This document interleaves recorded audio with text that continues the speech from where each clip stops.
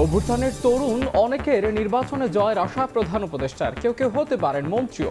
12 ফেব্রুয়ারি নির্ধারিত হবে বাংলাদেশের ভবিষ্যৎ। তারেক রহমান সফর বাতিল করলেও আচরণবিধি মানছে না অন্য দলের নেতারা। ইচ্ছে করে পোস্টাল ব্যালটে বিএনপির প্রতীক আড়ালের অভিযোগ। গণভোটে হ্যাঁর পক্ষে প্রচারণায় এনসিপি, একটি দল বিপক্ষে থাকার অভিযোগ। জাতীয় পার্টির প্রার্থীদের মনোনয়ন বাতিল চেয়ে এসিতে স্মারকলিপি জুলাই ঐক্যের। আসন বণ্টন নিয়ে জামাত ইসলামী আন্দোলন টানা পড়েন, শেষ মুহূর্তে একাধিক দল যুক্ত হয়, সময় লাগছে দাবি নেতাদের। দ্রুতই জোটের প্রার্থী ঘোষণার আশা। এবং চুয়াডাঙ্গায় সেনা হেফাজতে বিএনপি নেতা ডাবলুর মৃত্যু, নির্যাতনে হত্যার অভিযোগ করে বিচার দাবি মির্জা ফখরুলের। কমান্ডার সহ সদস্যদের প্রত্যাহার, তদন্ত কমিটি গঠন।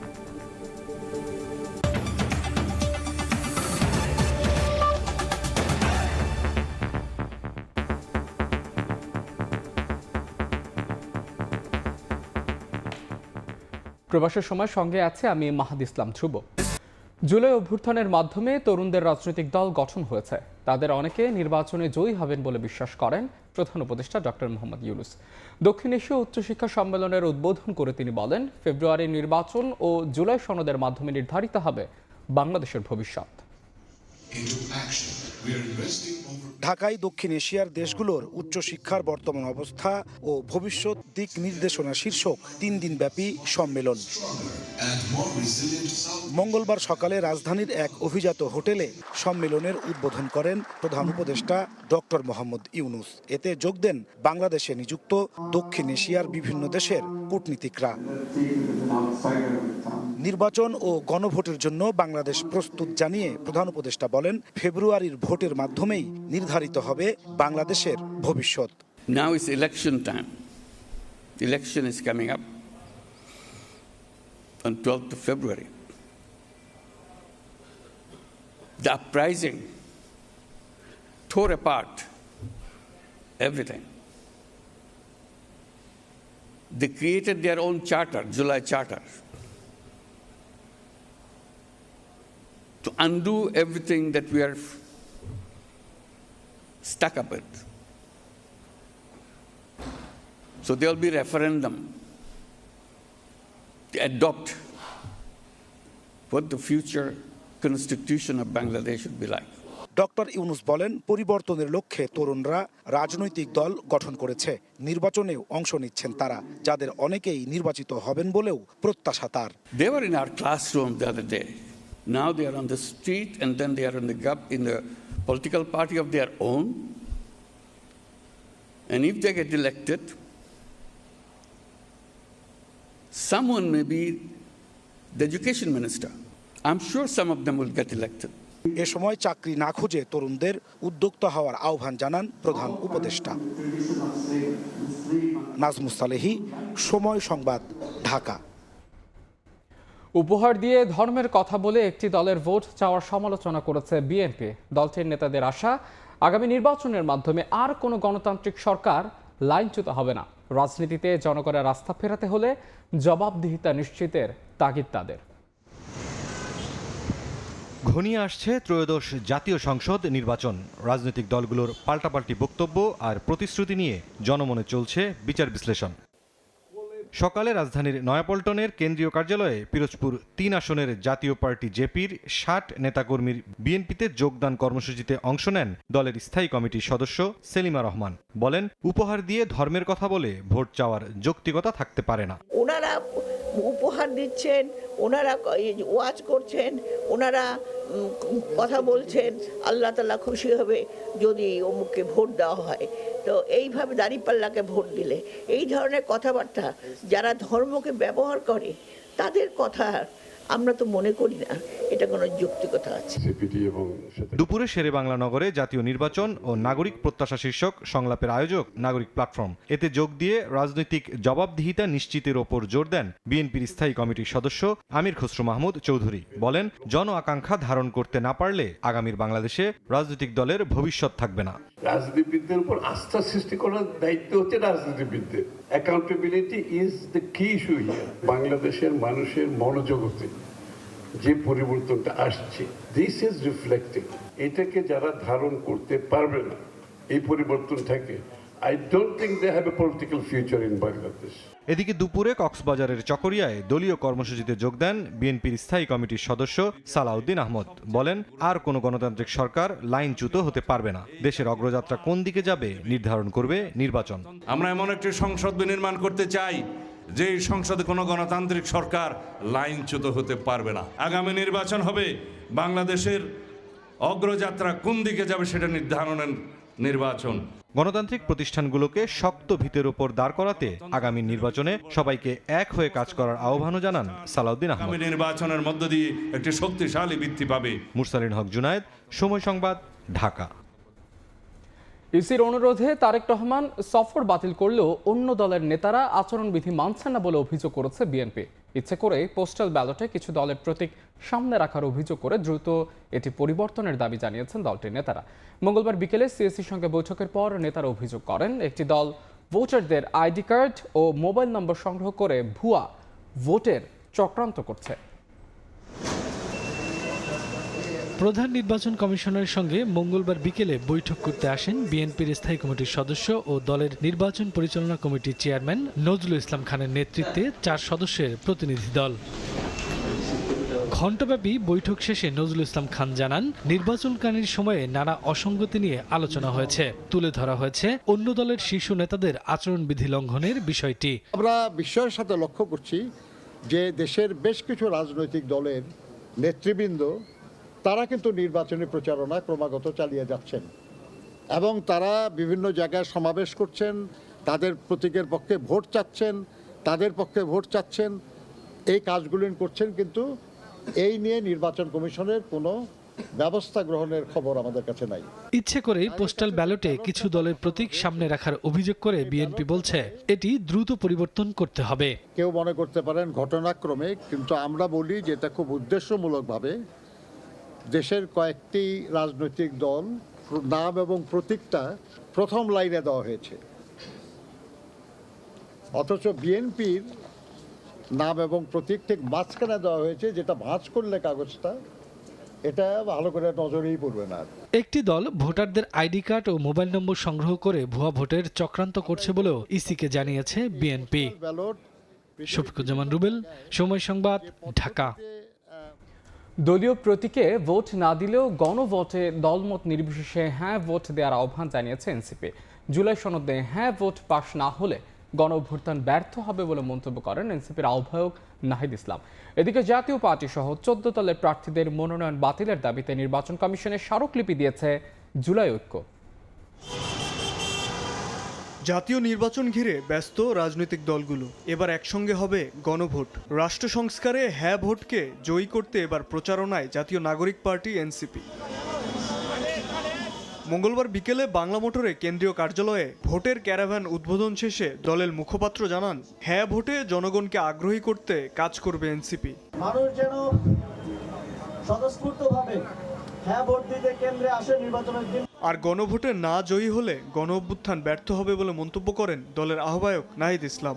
একটি বিশেষ দল ইনিয়ে বিনিয়ে নায়ের পক্ষে ক্যাম্পেইন চালাচ্ছে বলে অভিযোগ তার। আমরা দেখতে পাচ্ছি কোন বিশেষ রাজনৈতিক দল তারা নায়ের পক্ষে কথা বলা শুরু করছে। যদি আমাদেরকে ভোট আপনারা নাও দেন, কিন্তু অ্যাটলিস্ট হ্যাঁ এর পক্ষে আপনারা ভোট দিবেন।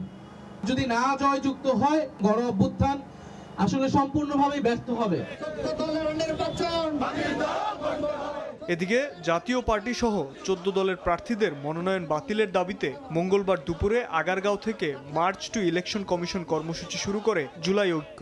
ইসলামিক ফাউন্ডেশনের ভবনের সামনে মিছিলটি পুলিশের বাধার মুখে পড়লে সড়কে অবস্থান নিয়ে বিক্ষোভ করে সংগঠনটি। পরে 5 সদস্যের প্রতিনিধি দল ইসিতে স্মারকলিপি জমা দেয়। জাতীয় পার্টি 14 দল লীগের স্বতন্ত্র ক্যান্ডিডেট প্রত্যেকের মনোনয়ন স্থগিত ঘোষণা করতে হবে। এদিকে জাতীয় পার্টির মহাসচিব শামীম হায়দার পাটোয়ারি বলেন, অশুভ চিন্তা থেকে মনোনয়ন বাতিলের দাবি জানানো হচ্ছে। জাতীয় পার্টি কোনো ব্যান্ড দল না, নিবন্ধিত দল হিসাবে জাতীয় পার্টির পূর্ণাঙ্গ অধিকার আছে ভোটে অংশগ্রহণের। এদিকে চতুর্থ দিনের আপিল শুনানিতে প্রার্থিতা ফিরে পেয়েছেন 53 জন, বাদ পড়েছেন 17 জন। এ নিয়ে 4 দিনে মনোনয়ন ফিরে পেলেন 204 জন। শাবাব ওয়াসি, সময় সংবাদ, ঢাকা। ঐক্যে পৌঁছাতে না পারায় আসন সমঝোতার চূড়ান্ত ঘোষণা দিতে পারেনি 11 দলীয় জোট। প্রকাশ্যে এসেছে জামাত ও ইসলামী আন্দোলনের টানাপোড়েন। তবে দুপক্ষেরই দাবি জোটের ঐক্য ধরে রাখতে বদ্ধপরিকর তারা। বিস্তারিত শফিক মুন্সির প্রতিবেদনে। সোমবার জামায়াত আমিরের সঙ্গে বৈঠকে ইউরোপীয় ইউনিয়নের পর্যবেক্ষক দলের প্রধান জানতে চান 11 দলীয় জোটের নির্বাচনী সমঝোতার অগ্রগতি সম্পর্কে। বৈঠক শেষে সাংবাদিকদের কাছে ডাক্তার শফিকুর রহমান বলেন, মঙ্গলবারের মধ্যে দৃশ্যমান হবে সমঝোতার সর্বশেষ চিত্র। তারা জানতে চেয়েছেন আমাদের এই সমঝোতা সম্পন্ন হয়েছে কিনা, না হলে কখন হবে। আমরা তাদেরকে বলেছি ইনশাল্লাহ আগামীকালকের মধ্যে এটা একটা ফাইনাল শেপ পাবে। কিন্তু শেষ মুহূর্তে ইসলামী আন্দোলন বাংলাদেশ এবং জামায়াত ইসলামের মধ্যে কিছু টানাপোড়েনের কারণে পিছিয়ে গেছে সমঝোতা চূড়ান্ত হবার দিনক্ষণ। ইসলামী আন্দোলনের শীর্ষ নেতৃত্ব জামায়াতকে ইঙ্গিত করে দাবি করেন, জোটের মধ্যে কারো কারো একক সিদ্ধান্ত নেয়ার প্রবণতা তাদের দূরত্ব বাড়াচ্ছে। তবে আসন সমঝোতার দায়িত্বপ্রাপ্ত নেতারা জানান, শেষ মুহূর্তে একাধিক দল যুক্ত হওয়ায় সমন্বিত প্রার্থী তালিকা চূড়ান্তে কিছুটা দেরি হলেও জোটের অভ্যন্তরে নেই কোনো টানাপোড়েন। সীমিত আসনের মধ্যে যেহেতু দল সংখ্যা বেড়েছে, সেখানে অ্যাডজাস্টমেন্ট করতে গিয়ে আমাদের বারবার কাজ করতে হয়েছে, সেখানে একটু বিলম্ব হচ্ছে। যদি আমাদের অ্যালায়েন্সের মধ্যে থেকে কেউ একা সিদ্ধান্ত নেয়, তাহলে অন্যর মধ্যে সন্দেহ সংশয় হওয়াটা স্বাভাবিক। এদিকে ইসলামী আন্দোলনের নেতারা জানান, সমঝোতায় তাদের নির্দিষ্ট আসন চাহিদা না থাকলেও সম্মানজনক আসন সংখ্যা প্রত্যাশা তাদের। জামায়াতের পক্ষ থেকে জানানো হয়েছে, শিগগিরই সমন্বিতভাবে ঘোষিত হবে আসনভিত্তিক একক প্রার্থী তালিকা। আমাদের যারা নির্বাচনী ফোরাম আছে, অবজারভেশন করছে, জরিপ করছে, তাতে অনেকে মনে করে 120 হলে আমাদের সম্মান হয়, কেউ বলে 130, কেউ বলে 100। এরকম যেটা হয়েছে এটা অসন্তোষ বা দূরত্ব নয়, এটা হলো আমাদের একটু চাওয়া বেশি ছিল, একটু কম পেয়েছি, আর একটু আশা করি। এখন যেহেতু নতুন করে আলোচনা হচ্ছে, এটা কেটে যাবে আশা। একটি বিশ্বস্ত সূত্র বলছে, 180 থেকে 190টি আসন রেখে বাকিগুলো অন্য দলের প্রার্থীদের ছেড়ে দিতে চায় জামায়াত ইসলামী। শফিক মুন্সি, সময় সংবাদ, ঢাকা। জুলাই গণঅভ্যুত্থানের সময় গণভবনে বৈঠক করা 25 শীর্ষ ব্যবসায়ীর বিরুদ্ধে আন্তর্জাতিক অপরাধ ট্রাইব্যুনালের চিফ প্রসিকিউটরের কার্যালয়ে অভিযোগ দিয়েছে বৈষম্য বিরোধী ছাত্র আন্দোলন। তাদের বিরুদ্ধে অভ্যুত্থানের সময় গণহত্যায় মদদ দেওয়ার অভিযোগ আনা হয়েছে। দ্রুতই তদন্ত করে আইন অনুযায়ী ব্যবস্থা নেওয়া হবে বলে জানিয়েছেন প্রসিকিউশন। 2024 সালের অভ্যুত্থানের সময় 22 জুলাই গণভবনে সাবেক প্রধানমন্ত্রী শেখ হাসিনার সঙ্গে বৈঠক করেন দেশের শীর্ষ পর্যায়ের 25 ব্যবসায়ী। এসব শীর্ষ ব্যবসায়ীদের বিরুদ্ধে গণহত্যায় মদদ দেওয়ার অভিযোগ এনেছে বৈষম্য বিরোধী ছাত্র আন্দোলন। অভিযোগ নিয়ে মঙ্গলবার আন্তর্জাতিক অপরাধ ট্রাইব্যুনালের চিফ প্রসিকিউটরের কার্যালয়ে যায় বৈষম্য বিরোধী ছাত্র আন্দোলনের একটি প্রতিনিধি দল। পরে সংবাদ সম্মেলন করে প্রতিনিধি দলটি। আমাদের কাছে এই ছবিটি আছে, এই ছবির ভিতরে থেকে স্পষ্ট এদের চেহারাগুলো দেখা যাচ্ছে। আমরা এর মধ্যে 25 জন ব্যবসায়ীর নাম আইডেন্টিফাই করেছি। আজকের মাঝে যাতে তদন্ত সংস্থার কাছে এটি পাঠিয়ে দেওয়া হয়। ওই বৈঠকে অংশ নিয়েছিলেন বেক্সিমকো গ্রুপের সালমান এফ রহমান, নাসা গ্রুপের নজরুল ইসলাম মজুমদার, হামিম গ্রুপের একে আজাদ, মেঘনা গ্রুপের মুস্তফা কামাল, বসুন্ধরা গ্রুপের আহমেদ আকবর সোবহান সহ অন্যান্য ব্যবসায়ী প্রতিনিধিরা। অভিযোগ আমলে নিয়ে তদন্ত করার কথা জানিয়েছে প্রসিকিউশন। 2024 সালের 22 জুলাই একটি বৈঠকের ছবি, সেই বৈঠকে প্রদত্ত কিছু ভিডিও বক্তব্য এবং কিছু পত্রিকার রিপোর্টস সেই অভিযোগের সাথে এনেক্স করা হয়েছে। ব্যবসায়ীরা এখনও আওয়ামী লীগকে অর্থের যোগান দিচ্ছে মন্তব্য করে অবিলম্বে শাস্তির আওতায় আনার দাবি জানান বৈষম্য বিরোধী ছাত্র আন্দোলনের প্রতিনিধিরা। তাসনিয়া নিশাত, মিম, সময় সংবাদ, ঢাকা। রিকশা, ভ্যান ও অটো চালকদের সঙ্গে সাক্ষাৎ করেছেন বিএনপি চেয়ারম্যান তারেক রহমান। এ সময় তিনি তাদের সঙ্গে কুশল বিনিময় করেন, খোঁজ নেন তাদের পরিবারের। মঙ্গলবার রাতে চেয়ারম্যানের গুলশান কার্যালয়ে মত বিনিময় সভা অনুষ্ঠিত হয়। তারেক রহমানকে কাছে পেয়ে নিজেদের দুর্দশা ও নানা রকম হয়রানির কথা তুলে ধরেন তারা। তারেক রহমান তাদের কথা মনোযোগ দিয়ে শোনেন।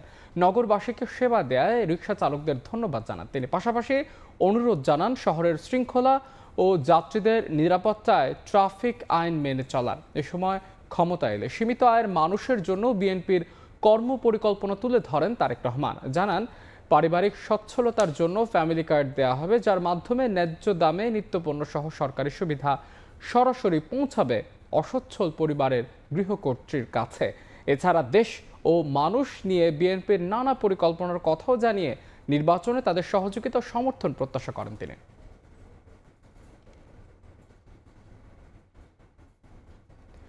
চুয়াডাঙ্গায় সেনা হেফাজতে মারধরে বিএনপি নেতা ডাবলুর মৃত্যুর প্রতিবাদে বিক্ষোভ করেছে নেতাকর্মীরা। ঘটনার তদন্তে সেনা প্রধানের হস্তক্ষেপ ও ন্যায় বিচারের আশা জানিয়েছেন দলটির মহাসচিব। ঘটনাটি অনাকাঙ্ক্ষিত উল্লেখ করে আইএসপিআর জানিয়েছে, কমান্ডার সহ অভিযানে অংশ নেওয়া সেনা সদস্যদের প্রত্যাহার করা হয়েছে। তদন্ত করে দোষীদের বিরুদ্ধে সেনা আইনে ব্যবস্থা নেওয়া হবে। জীবননগর উপজেলা স্বাস্থ্য কমপ্লেক্সের সামনে বিএনপি নেতা ডাবলুর মৃত্যুতে বিক্ষোভ নেতাকর্মীদের। মঙ্গলবার সকালে হাসপাতালের সামনে ভিড় করেন নিহত শামসুজ্জামান ডাবলুর স্বজন ও বিএনপি নেতাকর্মীরা। গাছের গুড়ি ফেলে বিক্ষোভ করেন তারা। এ সময় বন্ধ রাখা হয় হাসপাতালের প্রধান গেট। ডাবলুর মৃত্যুর প্রকৃত কারণ অনুসন্ধান করে বিচার দাবি করেন তারা। এই ঘরের ভেতর নিয়ে হয়তো মারা ধরা কিছু জিজ্ঞাসাবাদ করেছে। আকুতি মিনতি করার পরেও তাকে ছাড়েনি। আসলে তার কাছে কিছু নেই, সে কিভাবে বের করবে? অমানবিক, এটা আমরা মেনে নিতে পারছি না। অস্ত্র উদ্ধারের নামে ধরে নিয়ে নির্যাতনে হত্যার তীব্র নিন্দা ও প্রতিবাদ জানিয়ে বিবৃতি দিয়েছেন বিএনপির মহাসচিব। তদন্তে সেনাপ্রধানের হস্তক্ষেপ কামনা করে অবিলম্বে সুষ্ঠু তদন্তের মাধ্যমে ন্যায় বিচারের প্রত্যাশা করেন মির্জা ফখরুল। নিহতের পরিবারের প্রতি গভীর সহমর্মিতাও প্রকাশ করেন। এদিকে এক বিবৃতিতে ঘটনাটি অনাকাঙ্ক্ষিত উল্লেখ করে আইএসপিআর জানায়, অভিযানে অংশ নেওয়া সেনা সদস্যদের প্রত্যাহার এবং সঠিক কারণ উদ্ঘাটনে উচ্চপদস্থ তদন্ত কমিটি গঠন করা হয়েছে। তদন্তে দোষী সাব্যস্ত ব্যক্তিদের বিরুদ্ধে সেনা আইনে নেওয়া হবে ব্যবস্থা। অস্ত্র থাকার অভিযোগে সোমবার রাতে নিজের ফার্মেসি থেকে জীবননগর পৌর বিএনপির সাধারণ সম্পাদক শামসুজ্জামান ডাবলুকে আটক করে সেনাবাহিনী। সময় সংবাদ, চুয়াডাঙ্গা। বাংলাদেশে বড় বড় দুর্নীতির অধিকাংশই হয় রাজনৈতিক দলগুলোর ছত্রছায়ায়। এ থেকে উত্তরণের জন্য আইনশৃঙ্খলা বাহিনী ও নির্বাচন কমিশনকে এগিয়ে আসতে হবে বলে মন্তব্য করেছেন সুজনের প্রধান নির্বাহী ডক্টর বদিউল আলম মজুমদার। মঙ্গলবার সকালে সিরডাপ মিলনায়তনে গণ অভ্যুত্থানের আকাঙ্ক্ষা, সংস্কার ও নির্বাচনী ইশতেহার বিষয়ক এক সেমিনারের আয়োজন করে সুশাসনের জন্য নাগরিক সুজন। এতে আসন্ন নির্বাচনকে সুষ্ঠু ও নির্বাচন পরবর্তীতে বাংলাদেশে গণতান্ত্রিক উত্তরণের উপায় নিয়ে আলোচনা হয়। বর্তমানে বাংলাদেশে নির্বাচনী এবং রাজনৈতিক অঙ্গন অপরিচ্ছন্ন বলে মন্তব্য করেন বদিউল আলম মজুমদার। গণ অভ্যুত্থান পরবর্তী বাংলাদেশে গণতন্ত্র ফিরিয়ে আনার উপায় নিয়েও আলোচনা হয় এই সেমিনারে।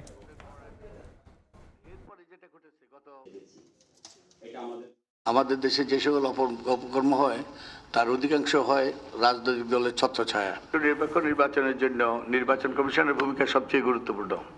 তো নির্বাচন কমিশনই সাংবিধানিকভাবে স্বাধীন প্রতিষ্ঠান, সুষ্ঠু নিরপেক্ষ নির্বাচন নিশ্চিত করার জন্য গণতান্ত্রিক উত্তরণ ঘটাইতে হয়। তাহলে তারা যে অঙ্গীকারগুলো করছে সেই অঙ্গীকারগুলো যেন তারা অক্ষরে অক্ষরে বাস্তবায়ন করে। আর তা না হলে আমরা ভবিষ্যতে এই নিয়ে হয়তো আদালতের শরণাপন্ন হতে হবে। নিরাপত্তার অজুহাতে বেগম রোকেয়া এবং শাহজালাল বিজ্ঞান ও প্রযুক্তি বিশ্ববিদ্যালয়ের ছাত্র সংসদ নির্বাচন বন্ধ করা অগণতান্ত্রিক সিদ্ধান্ত, যা ছাত্ররা মেনে নেবে না বলে মন্তব্য করেছেন ডাকসু ভিপি সাদিক কায়েম। মঙ্গলবার সন্ধ্যায় রাজধানীর আগারগাঁওয়ে নির্বাচন কমিশন ভবনে প্রধান নির্বাচন কমিশনারের সঙ্গে ডাকসুর একটি প্রতিনিধি দলের বৈঠক শেষে এই কথা বলেন তিনি। এ সময় ডাকসু ভিপি অভিযোগ করে বলেন, একটি মহল চাচ্ছে না নির্ধারিত সময়ে বাকি বিশ্ববিদ্যালয়গুলোর ছাত্র সংসদ নির্বাচন হোক। শাহজালাল বিজ্ঞান ও প্রযুক্তি বিশ্ববিদ্যালয়ের নির্বাচনের যে তারিখ দেওয়া হয়েছিল 20 জানুয়ারি এবং বেগম রোকেয়া বিশ্ববিদ্যালয়ের নির্বাচন তারিখ দেওয়া হয়েছিল, সেই তারিখ ইতিমধ্যে নির্বাচন যেন সঠিক সময় না হয় সেটার জন্য বিভিন্ন ধরনের আমরা অপপ্রয়াস দেখতে পেয়েছি। গতকালকে নির্বাচন কমিশন থেকে একটি প্রজ্ঞাপন হয়েছে, সেই প্রজ্ঞাপনের উপর ভিত্তি করে নির্বাচন বন্ধ করার জন্য আমরা অপপ্রয়াস দেখতে পেয়েছি। এই ধরনের নিরাপত্তার অজুহাত দেখিয়ে নির্বাচন বন্ধ করে দেওয়া এটা কোনো ধরনের যৌক্তিক সিদ্ধান্ত হতে পারে না, এটা সম্পূর্ণ একটা অগণতান্ত্রিক সিদ্ধান্ত। মিয়ানমারের অভ্যন্তরে কৌশলগত গুরুত্বপূর্ণ তোতার দিয়া দ্বীপের দখল নিতে আরাকান আর্মি এবং রোহিঙ্গা বিদ্রোহী গ্রুপগুলোর সংঘাতে জড়িয়ে পড়ায় চরম নিরাপত্তা ঝুঁকিতে পড়েছে সীমান্তবর্তী হাজার হাজার বাংলাদেশি নাগরিক। বিশেষ করে বাংলাদেশে ইয়াবা পাচারের পাশাপাশি চোরাচালান নির্বিঘ্ন করতে এই তোতার দিয়া দ্বীপের দখল রাখার কোনো বিকল্প নেই। কথিত রোহিঙ্গা নেতা নবী হোসেন ও তার অনুসারীরা দ্বীপ দখলের লড়াইয়ে সম্পৃক্ত হয় পরেই মিয়ানমার থেকে ছোঁড়া গুলি বাংলাদেশে এসে পড়ার সংখ্যা বেড়েছে বলে অভিযোগ স্থানীয়দের।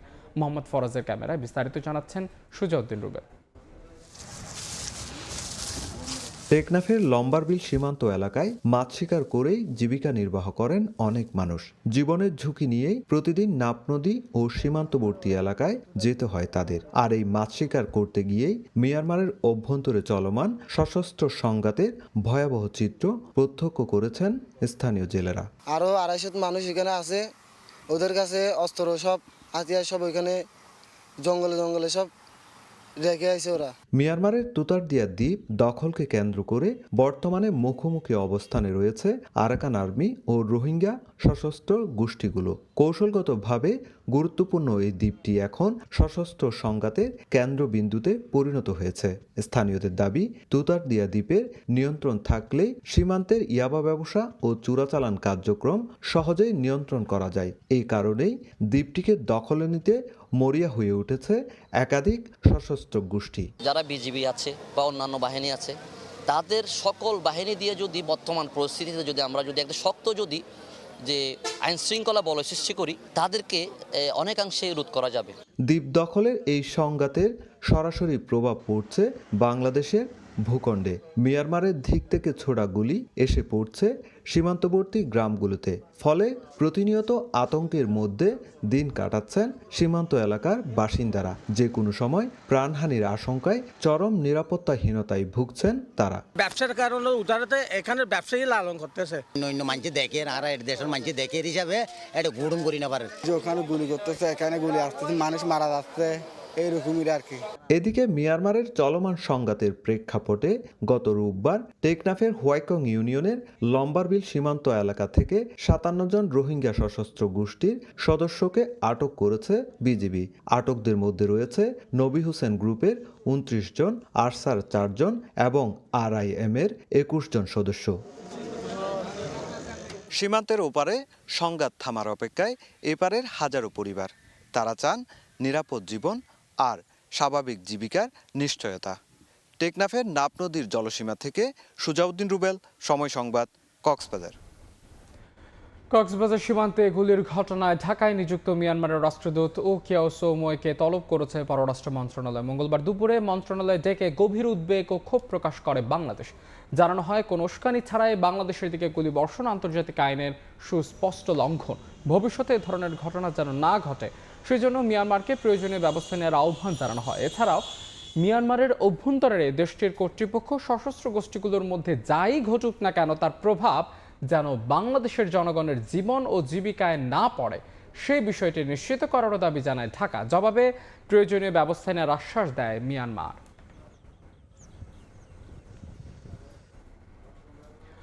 বাংলাদেশের পররাষ্ট্র সচিব আসাদ আলম সিয়ামের সঙ্গে সৌজন্য সাক্ষাৎ করেছেন ঢাকায় নিযুক্ত নতুন মার্কিন রাষ্ট্রদূত ব্রেন্ট ক্রিস্টেনসেন। মঙ্গলবার বিকেলে পররাষ্ট্র মন্ত্রণালয়ে আসেন মার্কিন দূত। আগামী বৃহস্পতিবার নিজের পরিচয়পত্র রাষ্ট্রপতি মোহাম্মদ শাহাবুদ্দিনের কাছে পেশ করবেন ব্রেন্ট ক্রিস্টেনসেন। মূলত পরিচয়পত্র জমা দেওয়ার আগে আনুষ্ঠানিকতার জন্য পররাষ্ট্র মন্ত্রণালয়ে আসেন তিনি। আধা ঘন্টার বেশি সময় ধরে সাক্ষাৎ শেষে তিনি পররাষ্ট্র মন্ত্রণালয় ত্যাগ করেন। এর আগে সোমবার সন্ধ্যায় তিনি বাংলাদেশে এসে পৌঁছান।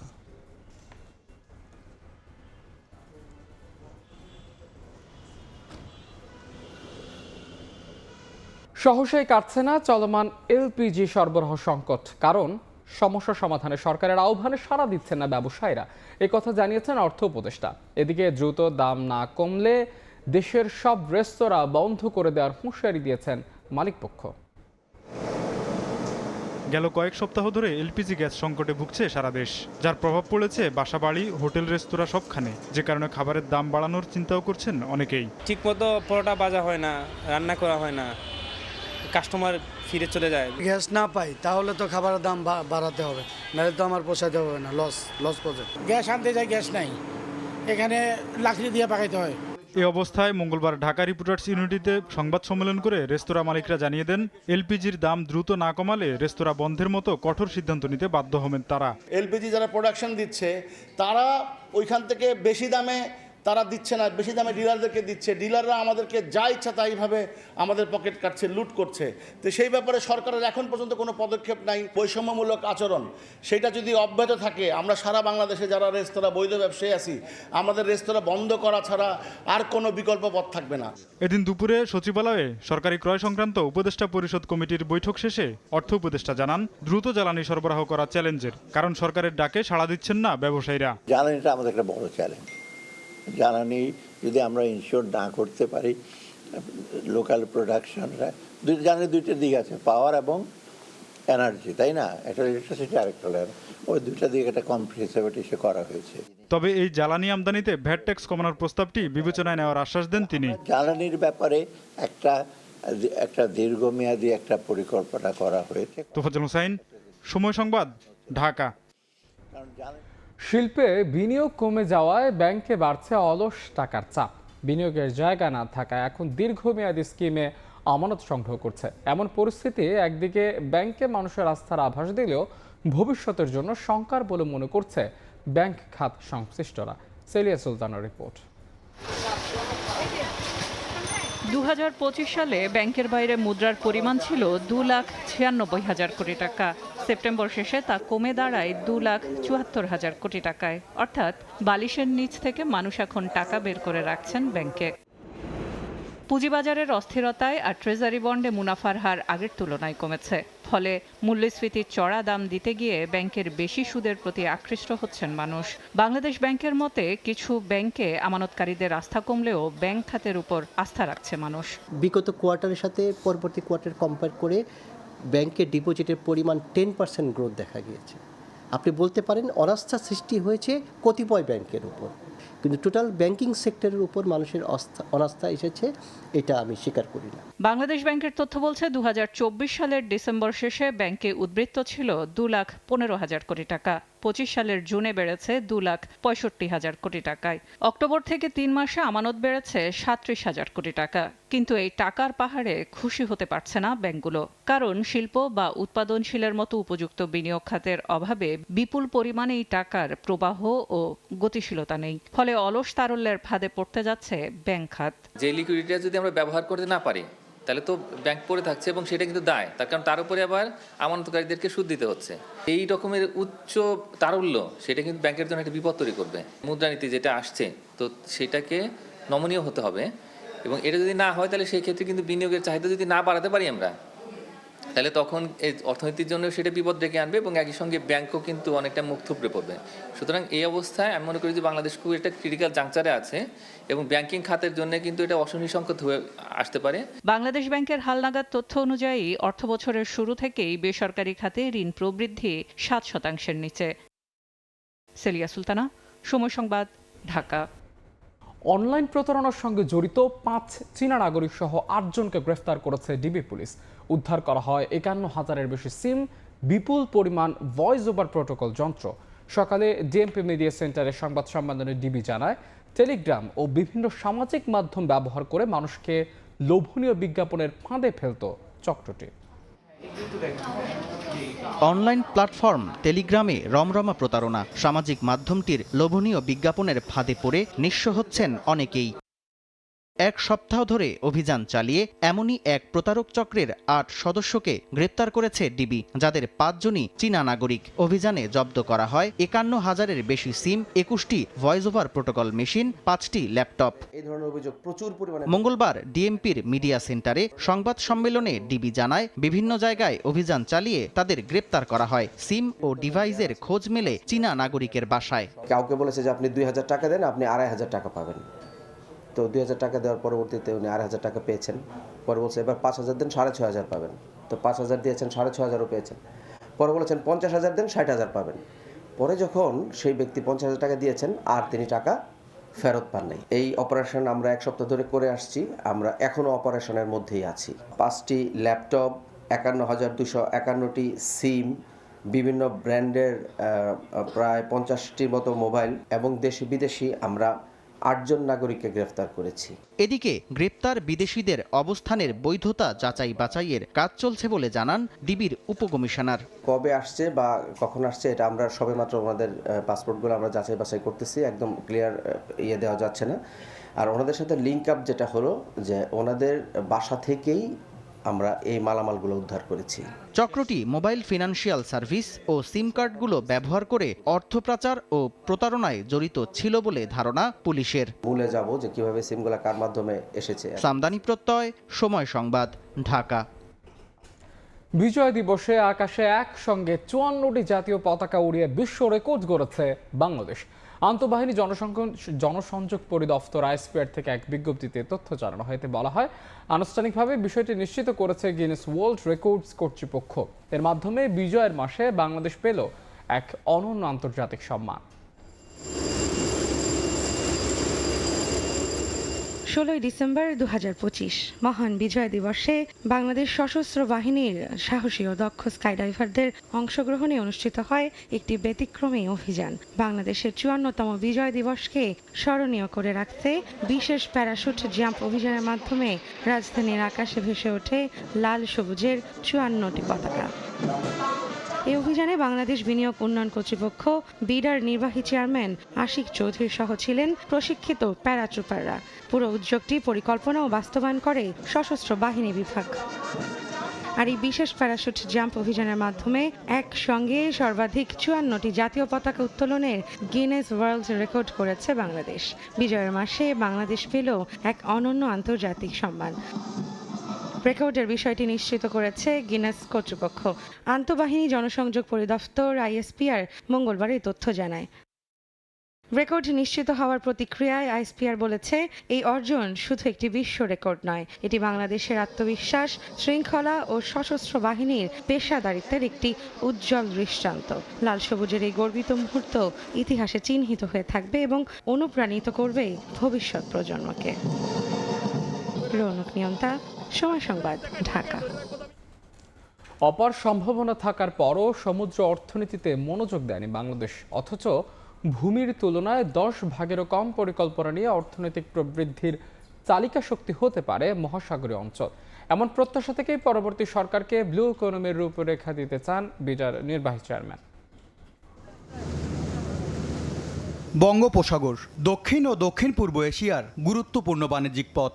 ভারত, চীন ও জাপানের মতো দেশগুলোর তেল ও বাল্ক কার্গো ছাড়াও চট্টগ্রাম ও মোংলা বন্দরের মাধ্যমে ভারত, নেপাল ও ভুটানের মতো দেশগুলোকে ট্রানজিট সুবিধা দেয় বিশ্বের বৃহত্তম এই উপসাগর। এর গুরুত্বপূর্ণ অংশীদার হওয়া সত্ত্বেও ব্লু ইকোনমি বা সমুদ্র অর্থনীতিকে কাজে লাগাতে পারছে না বাংলাদেশ। 1,30,000-এর পিছিয়ে যে পরিমাণ সময় এবং এনার্জি দেই, সে তার 10 ভাগের 1 ভাগও আমরা সমুদ্র অঞ্চলের পিছে কখনোই দেই না। মঙ্গলবার বিডা আয়োজিত উত্তর পূর্ব ভারত মহাসাগরীয় আঞ্চলিক সংলাপ অনুষ্ঠানে জানানো হয়, ক্রমবর্ধমান ভূ রাজনৈতিক এবং অর্থনৈতিক গুরুত্ব বিবেচনায় টেকসই সমুদ্র শাসনে পারস্পরিক সহযোগিতা দরকার। South Asia seats and coastal states. This session is explores for strengthening the sustainable blue economy in South Asia, small island developing states context. Policymakers from India, Sri Lanka, Bangladesh, Maldives, and across the Indo-Pacific small island developing states to transform research insights into actionable strategies and policy measures. এ সময় BIDA chairman তাগিদ then blue ইকোনমির সঠিক ও যুগোপযোগী ব্যবহারের। আগামীতে যে সরকারটা আসবে একটা platform তৈরি করে দিয়ে যেটার উপর বেস করে সমুদ্রের যে সম্পদ আছে এবং আমাদের দেশের এই কোস্টাল এরিয়ার যে মানুষগুলো আছেন তাদের কর্মসংস্থানের যে ব্যবস্থা করার ক্ষেত্রে তারা একটা বড় ভূমিকা রাখতে পারবে। ক্ষুদ্র দ্বীপ উন্নয়নশীল রাষ্ট্র সিডসের 33টি জাতিগোষ্ঠীর প্রায় 29 লাখ মানুষ ভারত মহাসাগরীয় অর্থনীতির সঙ্গে সরাসরি জড়িত বলেও জানানো হয় সংলাপে। খুব ভালো সূচনা হিসেবে কাজ করে। MS আরিফিন, সময় সংবাদ, ঢাকা। অ্যাম্বুলেন্স সিন্ডিকেটের নৈরাজ্যের শিকার হয়ে আবারও শরীয়তপুরে প্রাণ গেল একজনের। এবার মারা গেলেন এক বৃদ্ধ। অভিযোগ উঠেছে, মাঝপথে 2 দফা আটকে দেওয়া হয় অ্যাম্বুলেন্স। এতে হাসপাতালে নেওয়ার আগেই মৃত্যু হয় রোগীর। দোষীদের দৃষ্টান্তমূলক শাস্তির দাবি জানিয়েছেন স্বজনরা। থামছেই না অ্যাম্বুলেন্স সিন্ডিকেটের নৈরাজ্য। হাসপাতালে নেয়ার পথে দুর্বৃত্তরা আটকে দেয় অ্যাম্বুলেন্স, মারা যান রোগী। অভিযোগ আছে অপেক্ষাকৃত কম ভাড়ায় রোগী নিয়ে রওনা হলে অন্য অ্যাম্বুলেন্সের মালিকরা অনেক সময় মাঝপথে আটকে দেয় অ্যাম্বুলেন্স। মঙ্গলবার গুরুতর অবস্থায় বৃদ্ধ জামশেদ আলীকে নিয়ে শরীয়তপুর সদর হাসপাতাল থেকে ঢাকার উদ্দেশ্যে রওনা হন স্বজনরা। অভিযোগ উঠেছে সুমন ও মানিক সহ 7 থেকে 8 জন মাঝপথে 2 দফা আটকে রাখে অ্যাম্বুলেন্স। এতে হাসপাতালে নেওয়ার আগেই পথেই মৃত্যু হয় ডামুড্যা উপজেলার বাসিন্দা জামশেদ আলীর। আমার গাড়ি তারা সিগন্যাল দিছে, সিগন্যাল দেওয়ার পর আমি গাড়িটা বামে চাপাইছি, বামে চাপানোর পরে 3-4 জন আমার ডান পাশ দিয়ে আইসা আমার গাড়ির চাবি নিয়ে গেছে। চাবি নিয়ে তারা মনে করে যে আমার সাথে খুব ধস্তাধস্তি করছে। তারা আমার গাড়ি নিয়ে রুগী নিয়ে যাইতে দিবে না ঢাকা। কোটাপাড়া ব্রিজ নাকি হেঁটে যায় গাড়ি ধরছে, ধরিয়া অনেকক্ষণ ইয়া করছে, পাবো ধরিয়া কোনো রকম গেছি সুইচটা, লোকজন জড়ো হয়ে গেছে। তারপরে এই জামতলি নাকি হেঁটে লাডি মাডি লয়ে ধরছে। যদি এই কাজ করে থাকে তার যে বিচার হয় আইনত-ভাবে, সেই বিচারই আমরা করে দিতে হবে, সোজা কথা। দোষীদের বিরুদ্ধে ব্যবস্থা নিতে গতানুগতিক আশ্বাস পুলিশের। ভাড়া কম পাইছে সে আরেকটাই গেছে, ওরা আবার কইছে আমাদেরটা উড়ে ওদের নাও কেন, সেহেতু তাদের মধ্যে সমস্যা বাড়ছে। তো সে 75 বছর রোগী নিয়ে যাইতেছিল, রাস্তায় যে মনে হয় জাজিরা বা পদ্মার কাছাকাছি যে মারা গেছে। এর আগে গত বছরের 15 আগস্ট অ্যাম্বুলেন্স সিন্ডিকেটের নৈরাজ্যের শিকার হয়ে এক নবজাতকের মৃত্যু হয়। সময় সংবাদ, শরীয়তপুর। যুক্তরাষ্ট্রে নিউ ইয়র্কে নার্সদের ধর্মঘটে অচল বিভিন্ন হাসপাতাল। একযোগে কাজে নামেনি 15,000 নার্স। নিরাপত্তা কর্মী সংকট আর স্বাস্থ্য সুবিধা নিয়ে হাসপাতাল কর্তৃপক্ষের সঙ্গে মতের অমিলেই এই প্রতিবাদে নেমেছেন তারা। ধর্মঘটে অচল শহরের একাধিক শীর্ষ হাসপাতাল। নিউ ইয়র্ক থেকে হাসানুজ্জামান সাকিব রিপোর্টে বিস্তারিত। সোমবার স্থানীয় সময় সকাল 6টা থেকে নিউ ইয়র্ক প্রেসবিটেরিয়ান হাসপাতালের কলাম্বিয়া ক্যাম্পাসের বাইরে পিকেটে বসেন নিউ ইয়র্ক স্টেট নার্সেস অ্যাসোসিয়েশনের সদস্যরা। মাউন্ট সিনাই, মন্টিফিউর সহ বেশ কয়েকটি বড় হাসপাতালের 15,000-এর বেশি নার্স কাজে যোগ দেননি। নার্স ইউনিয়ন বলছে, মাসের পর মাস আলোচনা হলেও মূল দাবিতে হয়নি কোনো অগ্রগতি। নার্সদের প্রধান দাবি রোগীর জন্য নিরাপদ স্টাফিং, নিজেদের স্বাস্থ্য বীমা রক্ষা এবং কর্মস্থলে সহিংসতা ঠেকানো। সম্প্রতি নিউ ইয়র্ক প্রেসবিটেরিয়ান হাসপাতালে গুলিবর্ষণ এবং মাউন্ট সিনাইয়ে বন্দুক হামলার আতঙ্ক নিরাপত্তা উদ্বেগ আরও বাড়িয়েছে। নার্সদের অভিযোগ, পর্যাপ্ত কর্মী না থাকায় নিয়মিত হামলার শিকার হচ্ছেন তারা। হাসপাতাল কর্তৃপক্ষ বলছে, ধর্মঘট চললেও রোগীর পরিষেবা চালু রাখা হবে। মাউন্ট সিনাই জানিয়েছে, অস্থায়ী নার্স নিয়োগ করে নিরাপদ চিকিৎসা নিশ্চিত করা হচ্ছে। নিউ ইয়র্ক প্রেসবিটেরিয়ান বলছে, তারা ন্যায্য চুক্তির জন্য আলোচনায় প্রস্তুত। ধর্মঘটরত নার্সদের সমর্থনে আয়োজিত সংবাদ সম্মেলনে উপস্থিত ছিলেন নিউ ইয়র্ক সিটির মেয়র জোহরান মামদানি। তিনি বলেন, সংকটের সময় নার্সরাই সব সময় সামনে থেকেছেন, তাদের মূল্য নিয়ে কোনো প্রশ্ন নেই। মেয়রের এই বক্তব্যে আন্দোলন আরও জোরালো হয়েছে বলে মনে করছেন ইউনিয়ন নেতারা। হাসানুজ্জামান সাকি, সময় সংবাদ, নিউ ইয়র্ক, যুক্তরাষ্ট্র। নিরাপত্তা শঙ্কায় এবারও কলকাতা আন্তর্জাতিক বইমেলায় নেই বাংলাদেশের প্যাভিলিয়ন। যারা দ্বিতীয় বছর বাঙালি সাংস্কৃতিক উৎসব থেকে বাদ পড়ল বাংলাদেশ। আয়োজক সংস্থা জানিয়েছে, বর্তমান পরিস্থিতিতে নিরাপত্তা নিশ্চিত করা যাচ্ছে না। আগামী 22 জানুয়ারি শুরু হচ্ছে 49তম আন্তর্জাতিক কলকাতা বইমেলা। তবে মেলার আগে নিশ্চিত এবারও অংশ নিচ্ছে না বাংলাদেশ। আয়োজক সংস্থা পাবলিশার্স অ্যান্ড বুক সেলার্স গিল্ডের সাধারণ সম্পাদক জানান, বর্তমান পরিস্থিতিতে বাংলাদেশের প্যাভিলিয়ন থাকলে তার নিরাপত্তা নিশ্চিত করা নিয়ে উদ্বেগ রয়েছে। সে কারণে এবছর তাদের রাখা সম্ভব হয়নি। দেখছেন প্রবাসের সময়। এবার খেলার খবর। বাংলাদেশের বিশ্বকাপ ভেন্যু নিয়ে কোনো সিদ্ধান্ত ছাড়াই শেষ হলো আইসিসি বিসিবি ভার্চুয়াল বৈঠক। আইসিসির অনুরোধ সত্ত্বেও ভারতে না যাওয়ার সিদ্ধান্তে অবিচল বাংলাদেশ ক্রিকেট বোর্ড, জানিয়েছেন বিসিবি সহসভাপতি সাখাওয়াত হোসেন। তবে এখনই আশাহত হচ্ছেন না বোর্ড কর্তা, জানিয়েছেন বাংলাদেশের জন্য বিকল্প খুঁজছে বিশ্ব ক্রিকেটের নিয়ন্ত্রক সংস্থা। দ্রুতই আসবে চূড়ান্ত সিদ্ধান্ত। টি-20 বিশ্বকাপের মঞ্চ প্রস্তুত, শুরু হয়ে গেছে কাউন্টডাউন। কিন্তু বাংলাদেশের জন্য এখনো ঝুলে আছে একটাই প্রশ্ন, ভারত নাকি শ্রীলঙ্কা? টাইগাররা কোথায় খেলবে মেগা আসর? উত্তর খুঁজতে সবাই বসেছিল বিসিবি ও আইসিসি। বাংলাদেশ ক্রিকেট বোর্ডের পক্ষ থেকে সভাপতি আমনুল ইসলাম বুলবুলের সঙ্গে 2 সহসভাপতি Sakhawat Hossain, Faruk Ahmed, cricket operations chairman Nazmul Abedin Fahim এবং প্রধান নির্বাহী নিজাম উদ্দিন চৌধুরী সুজন অংশ নেন সভায়।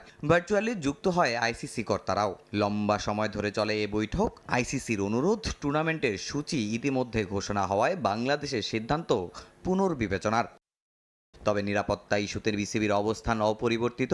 কোনো অবস্থাতেই ভারত যাবে না লিটন বাহিনী। বিশ্বকাপ খেলতে চায় শ্রীলঙ্কায়। কয়েক ঘন্টার বৈঠক শেষ হয় কোনো সিদ্ধান্ত ছাড়াই। পরে অনেকটা তড়িঘড়ি করেই বিসিবি ছাড়েন সভাপতি আমনুল ইসলাম বুলবুল। হননি গণমাধ্যমের মুখোমুখি। তবে যাওয়ার আগে আসার কথা শুনিয়ে গেছেন সহসভাপতি সাখাওয়াত হোসেন। আমরা আমাদের স্ট্যান্ড থেকে এক ইঞ্চিও নড়ব না, মানে ইন্ডিয়াতে আমরা যাব না। আমরা আমাদের কথা বলেছি এবং তারা অল্টারনেটিভ খেয়াল করছে এবং আলোচনার পথ ওপেন আছে আর কি।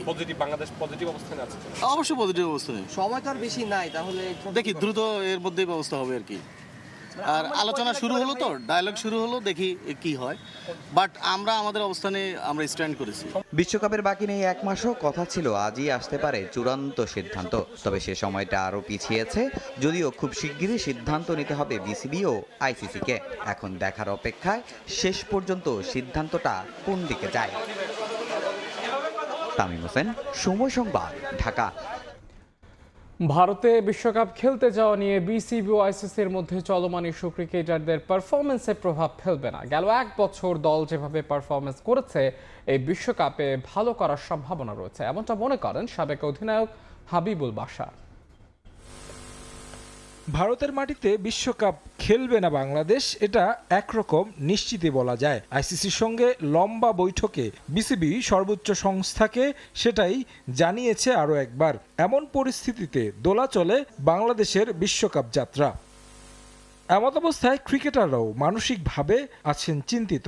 ভারত নাকি শ্রীলঙ্কা, নাকি খেলাই হবে না স্বপ্নের বিশ্বকাপ। বাইরের ইস্যুগুলো কতটা প্রভাব ফেলতে পারে বিশ্বকাপে, বাশার বলছেন পেশাদার ক্রিকেটারদের এমন বিষয়ে প্রভাব পড়ার কথা নয়। আই হোপ নট, কারণ এই জিনিসটা আসলে যেটা আমাদের হাতে নেই, প্লেয়ারদের হাতে নেই। Definitely they are all professionals. তাদের এই মুহূর্তে আসলে বিপিএলটা নিয়েই চিন্তা করেছে। কারণ তারা এখন এই চিন্তা করছেন, তারপর দেখা যাক আমাদের কি হয়, সেটা আমরা নিশ্চয়ই 2-1 দিনের জেনে যাব। সম্প্রতি মাঠের বাইরের এসব ইস্যুতে মন্তব্য করেছেন সাবেক টি-20 অধিনায়ক নাজমুল হোসেন শান্ত।